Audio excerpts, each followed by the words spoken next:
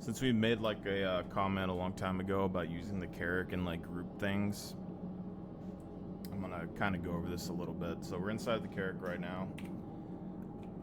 This front section, there's a lot of different ways that you can use vehicles and things. Don't really, get on to me with the rocks and stuff like that because I have different use functions for the vehicles that I choose for things. We're getting ready for a mining sort of operation, but Phase 3 just dropped, so we're probably going to be doing some Phase 3. But in here, you can have 4 of these vehicles, so like 4 Ursas, 4 rocks. You can have a ton of Cyclones, you can have MTCs, everything else that you see in here. Probably the most flexible thing that I've seen is you can have 2 vehicles in the center with like 4 to 6 Dragonflies on the side, and then you can have 12 to 16 kind of Atlas or whatever hugging the walls around the interior. So that gives you a ton of vehicles and things that you can use in the front section here. But you can also use the ship as, a transport type ship or a Fury snub ship. So you can have 2 Argo cargos here. You can have like 3 Argo cargos in the top section. You can have it's like 4 to 6 Furies in the front. You can have like 6 Furies inside of the pods. You can have 4 to 6 inside the top hangars. You can have quite a few Furies in this ship. But with a lot of people in here, you got to try and figure out ways to make money with the people. So a lot of it comes down to the looted items that you get on the ground and minables and stuff that you can find, things like that. With these DSs, we use these for like harvesting. So if we mass drop and we like are collecting rocks and samples and stuff, the DSs are really good for like picking up a lot of material and transporting it. But also, if you're doing ground missions or whatever, it has a spare seat, so you can ferry people in. So if you have 4 drivers here, you can ferry in 4 people to a site. And then if they're minables or whatever laying around, then they can go and mine on it and whatever, make extra money while they're doing the site mission. All that stuff is pretty good. But 2 vehicles in the center.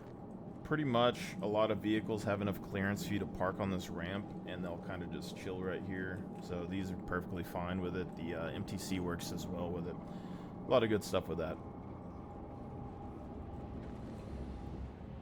Inside the cargo pods, we're doing the Furies in each section. If you need cargo, also we don't have the landing mode on these because I'm testing to see if they're going to be stable enough without landing mode. But put them in landing mode, they're perfectly fine and flat.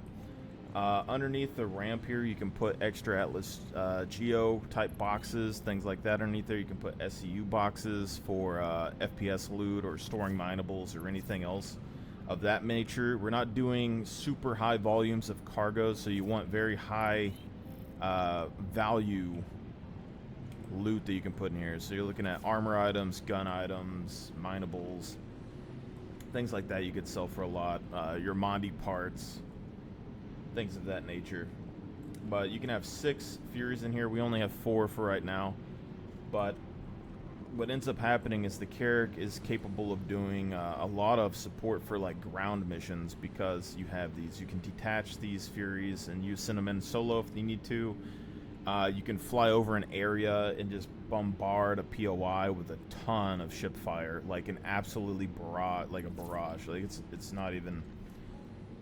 You're looking at 6 size 4s on like let's say we're firing like port side, 6 size 4s and 12 size 3s rapid fire, just a strafe run on the ground. All right, so if you do this on both sides, you're gonna have 8 of those size 4s and 24 size 3s, which is pretty big. Ship combat wise, it's okay. It's not the best. You can pull those Furies out and get better firing arcs on the edge of the pod, but you do need people that can pilot those ships very well. Otherwise, you can have some major issues. Keeping them in the pod is a little bit safer, but you don't have nearly the firing arc.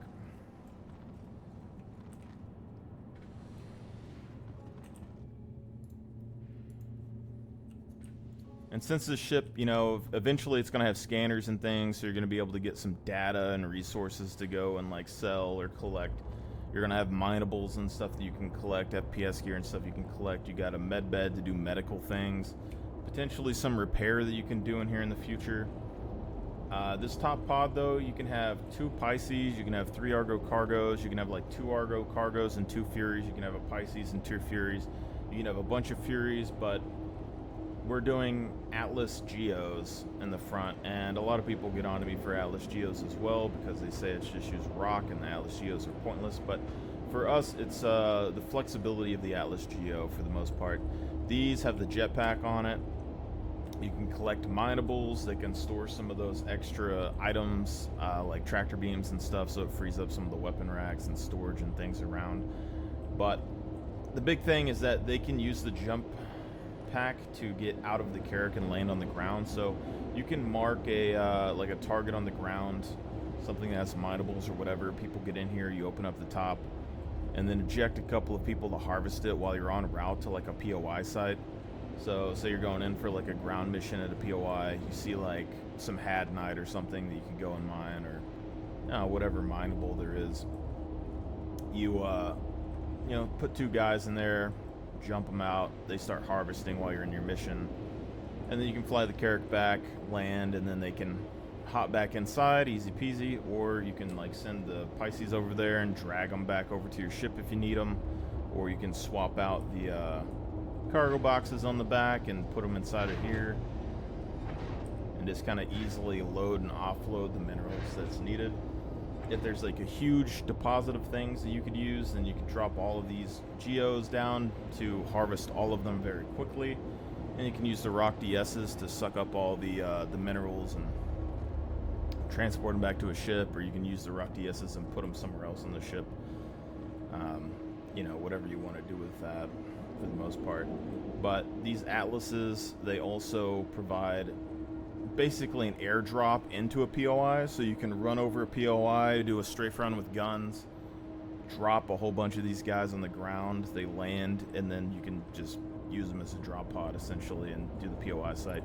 But since they also have the jump pack, they can do higher elevations and things into POIs, so there's a lot of areas that you can't really reach on foot, and NPCs can't reach and players can't reach, but these will allow you to get up to those elevations for like sniping and stuff. It makes the POI missions a lot easier, as well as like setting up anything else that you want to do there. So it's kind of a general gist of what the idea with the ship is, if you want to use it as a multi-crew.